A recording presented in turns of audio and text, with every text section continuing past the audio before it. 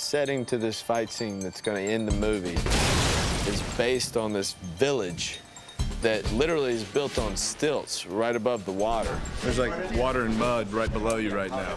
It was a very interesting location. Our director, Rule, had been to Thailand and said, I'm going to film there one day, I'm going to film there one day.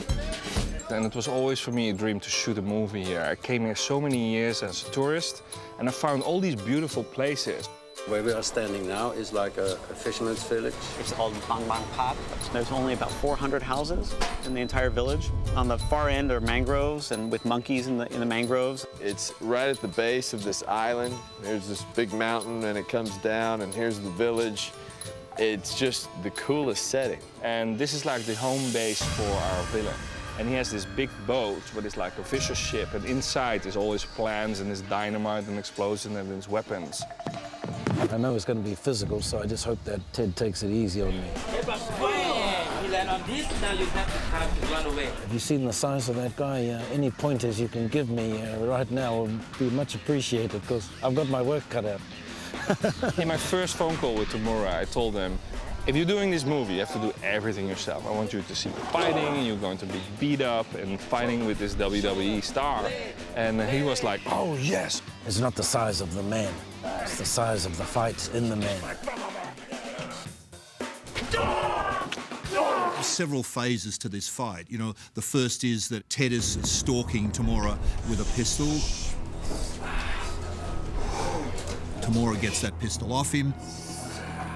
It's a continuing fight taking place all through this village. First punch, right? And the second one block like this and then...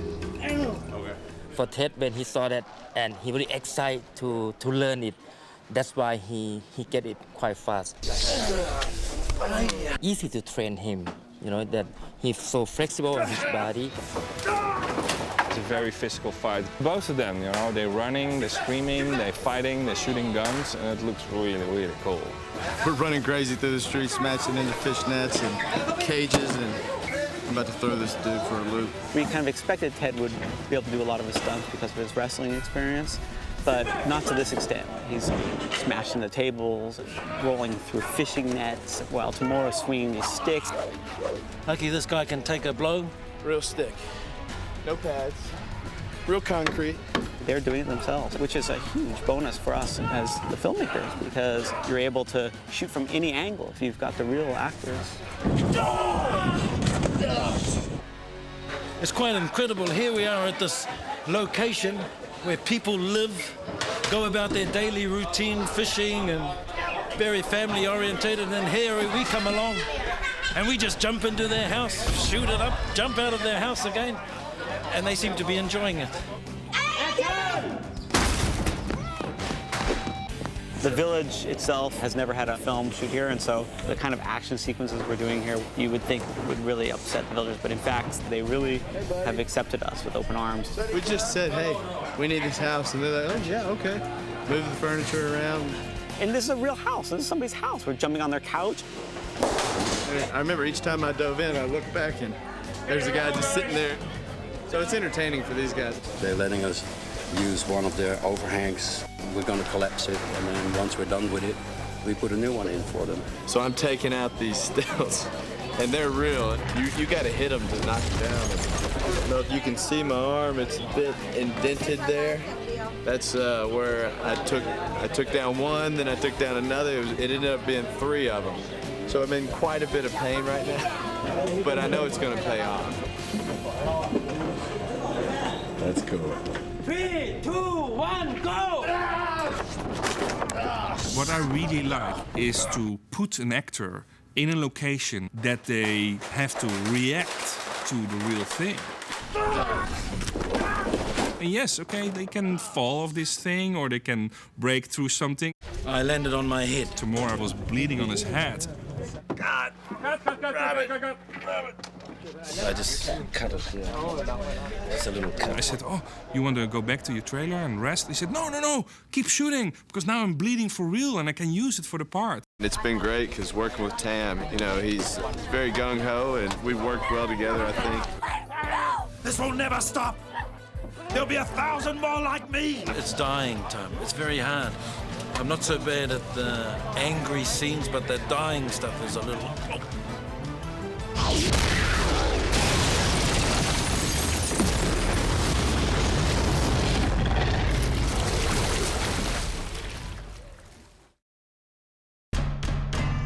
It was a really important anchor moment for the movie. The way it was done was awesome. He has to make that internal decision, okay, I'm going to be the Marine. It's on.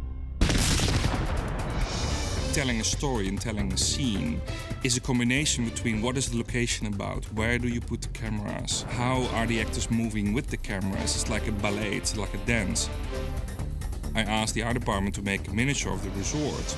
With the miniature in my room every day, I could sit down and from different angles look through the miniature and break down the shot sequence.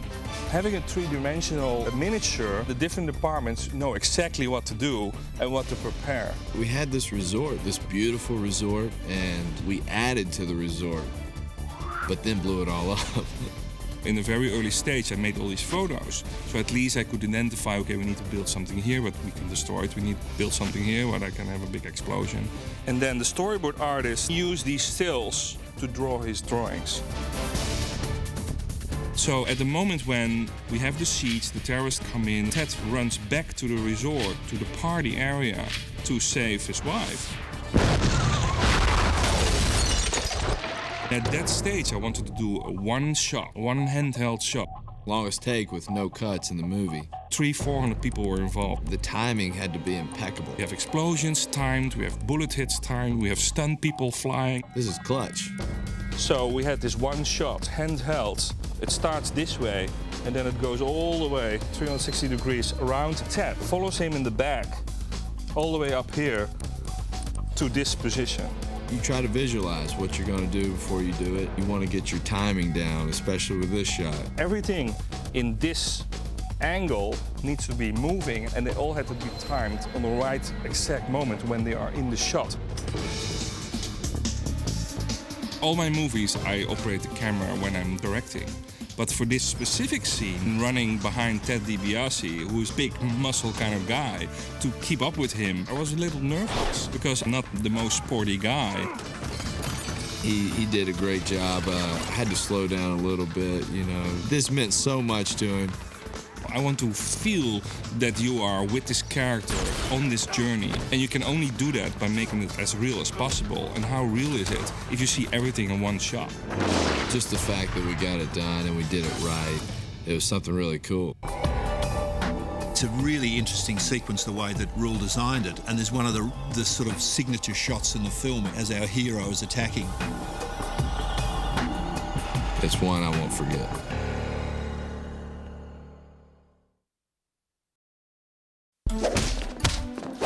Very meticulous. I want to do things we never seen before. They've really gotten the adrenaline flowing. It's amazing how much preparation goes into it.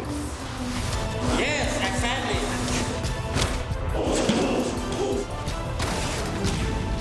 It's a lot to remember because it's block here, swing, duck, kick, punch. Parts of this fight he's just seeing now for the first time, you know? It's not like he's rehearsing for weeks. Normally, you rehearse a fight with doubles and with actors for about a week. And then when we shoot, it's nothing missing. Everything run cool, step by step. That's really awesome. You got to just focus on your job, where you got to be. He's absolutely fantastic when it comes to fighting, remembering his fights. And he's great. He's really good.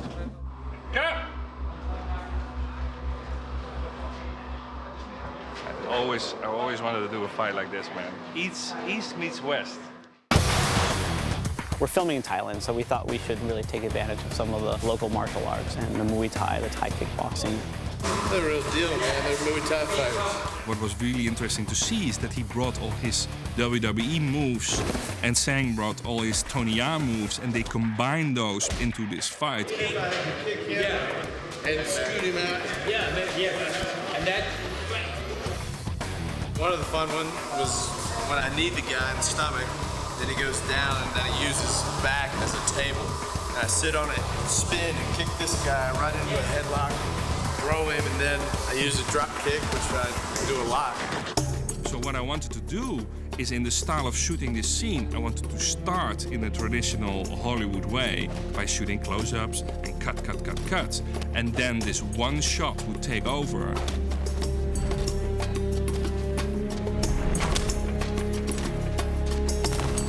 And then it becomes this handheld shaky shot, and then he takes them out. In the very first take, the guy kicks me in the ribs, and it just nailed me.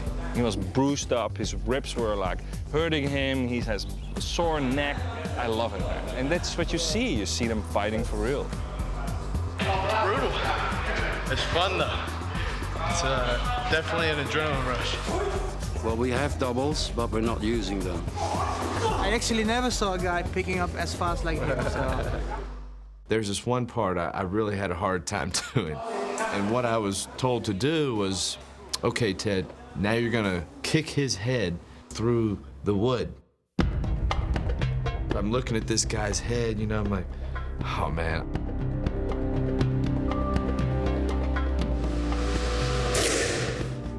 Wham! No break. Oh my God, I just kicked him so hard. I'm gonna make sure he doesn't have to take this shot again.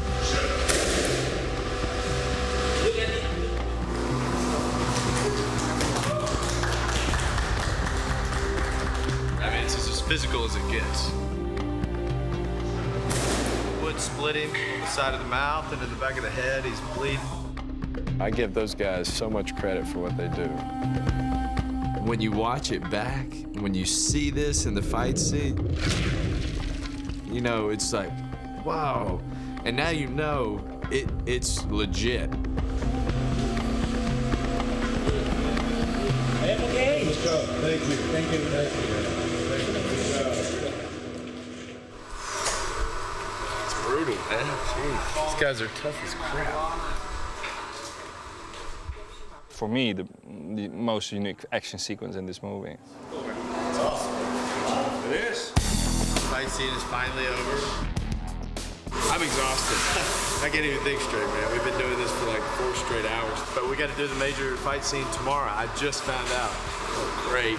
I thought I was going to have a couple weeks left to rehabilitate, but we'll go right into it, get it out of the way, and everything will be great.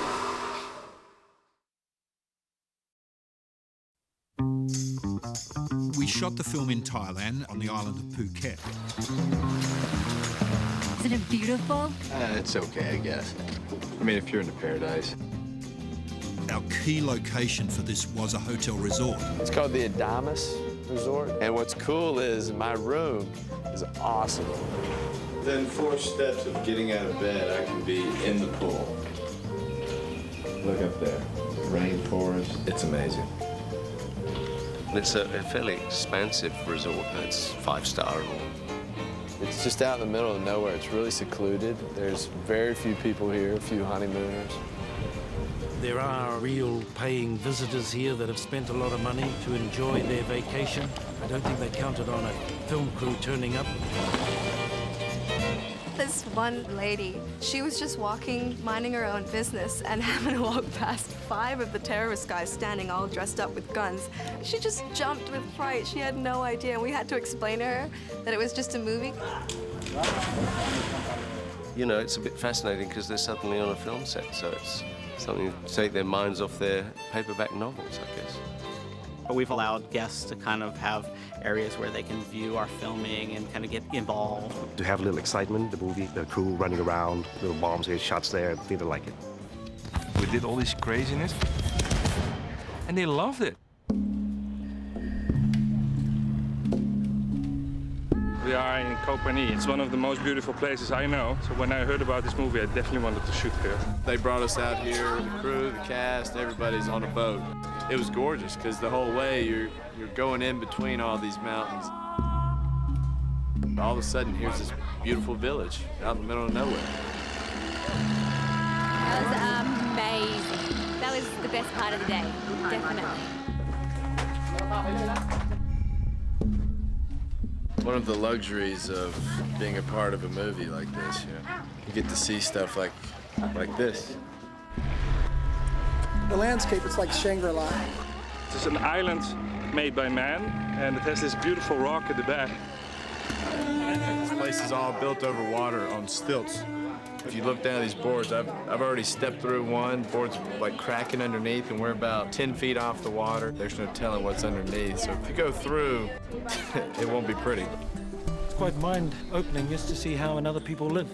There's a ton of people out just, coming to watch. I'm sure this is the most exciting thing that's happened all year in the past 10 years.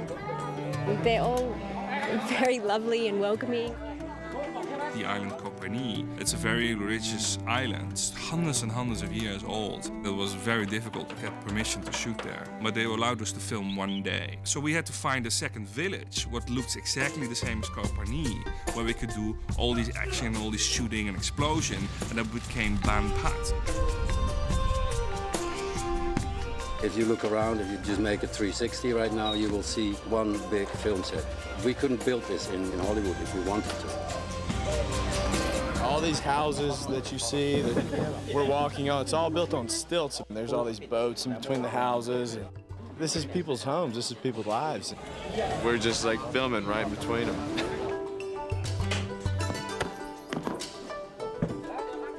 What is that thing? It's pretty mind-blowing to look at how people are living. Funny thing is, though, on the exterior you get quite a surprise, and you go inside and they have quite elaborate surround sound systems. So they're really into their movies. I think we're quite lucky, actually, to be getting to see so much of the real areas of Thailand. I think we should shoot all films here. It's just gorgeous. It's different. I'll definitely be back to Thailand.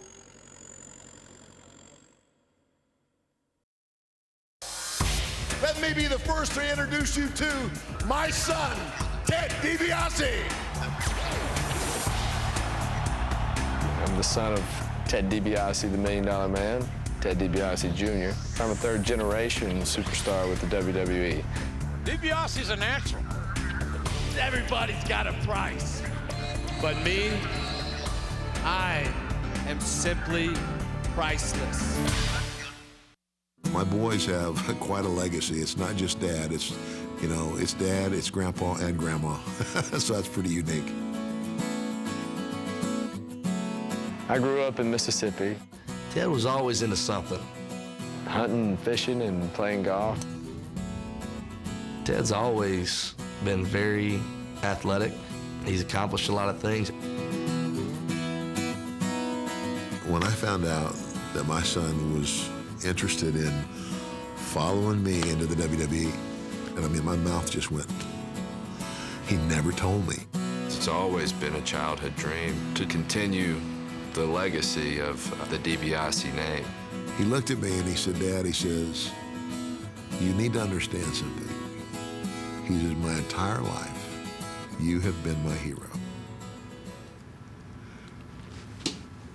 I don't even know if I can say it. You have been my hero, and I've always wanted to be just like you. And it worked. So what can I say to that?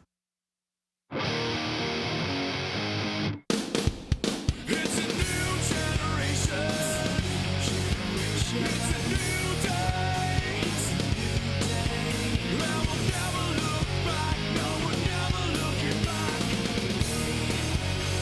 Now it's our legacy. There's never been a doubt in my mind this is what I wanted to do. And now I'm in Thailand making a movie. They told me, they said, hey, we want you to come read a script. And, oh, really? Like, for what? For a movie? Oh, okay, cool. I've never done anything like this. Ted Dibiase pretty much came out of nowhere. He was a newcomer. I always had a feeling that there was really something about Ted. Do tell. Quite frankly, I don't think he's ever acted before. We screen test Ted. I wasn't nervous. They put the camera on. I was like, I'm just going to go for it. I'm gonna get her back, or I'm gonna burn this place down trying. What would you do if you know she was in danger. Hell, I've got 18 months in Iraq. That means I should be pretty damn good at this. I read a couple scenes and then they're like, so how long have you been acting? And well, about 20 minutes now. He just jumped off the page. It was amazing. I get this call and it's Mike Lake. And he's like, Ted, you got the role in Marine 2. And I'm like, what? You're Joe. Joe Linwood. Soldier, right? Actually, he's a Marine. For Ted, this was a dream come true. It's okay, I guess. And it's not just the action stuff, but he had a real ability to get into the drama parts of the script. His character is kissing this beautiful woman, and then his character is fighting Tamura. He enjoys to be Joe, you know, it's a different kind of world for him. Learning some stuff, definitely bring it back to the ring. So you suckers better watch out. We're working so fast, so I try to keep it light. You know, I'm always kind of joking around a little bit. He's always singing a song just before a take, and he gets all these songs in my head. Check that out. It's called T.I. You can have whatever you like. You can have whatever you like.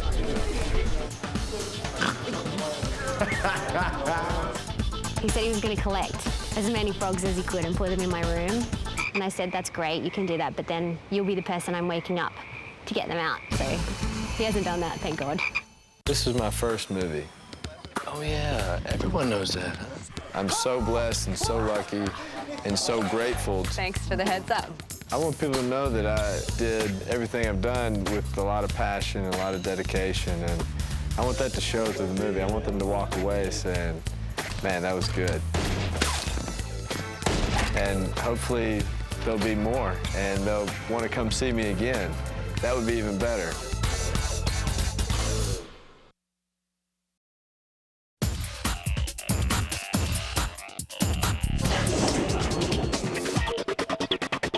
The director of this movie is Rule Renee. He's very hands-on, very involved. He works fast. Yeah. The style is a little bit of freestyle. It has a lot of beauty shots, a lot of dollies. It has a lot of cinematical feeling. The guy runs from call to rap all day. Shooting is like jazz. There's no rules. I get to say anything that comes into my mind, right? And everything we improvise a little bit. That's what I like about him. His emotion is behind the camera and in the scene. I want to experience the movie with the actors. So for me, that is being on the ground, in the scene, holding the camera. The camera is like a brush to make the painting. You know, you don't see Rembrandt pointing somebody else to paint his painting. Now, this is the director right here. The other day we did a scene, I jumped in the pool and, you know, he's jumping in right behind me. He got the scuba gear on, you know, and I'm underwater swimming, and he's down there with a camera. You know, he's the one in the water. He's, you know, finding new ways to shoot it, and it's going to give it a little bit of his own color, his own texture.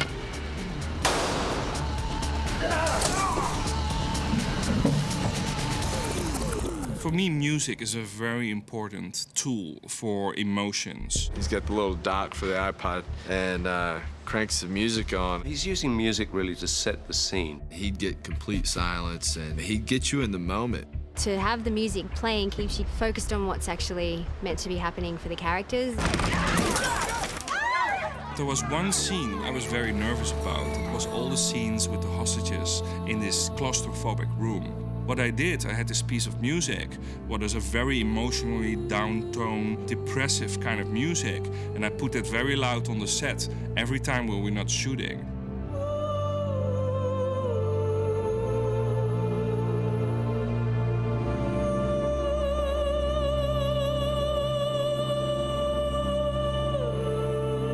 It set the tone, and when you see these scenes back, every shot, even if there's an extra in the background of an actor, they're on the same emotional level.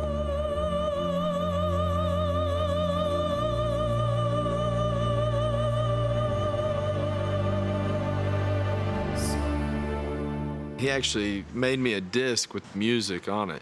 I keep that in, man, and you gotta stay in that mood, that moment, wherever you're at. Shoot! Action! Man, it really helps. Music represents emotion.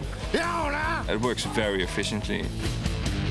We've got an incredibly motivated Thai crew. We see this director who's racing around the set, and they're following behind him. If I'm not running around, if I'm not doing this, and then there, and then there, And your face up.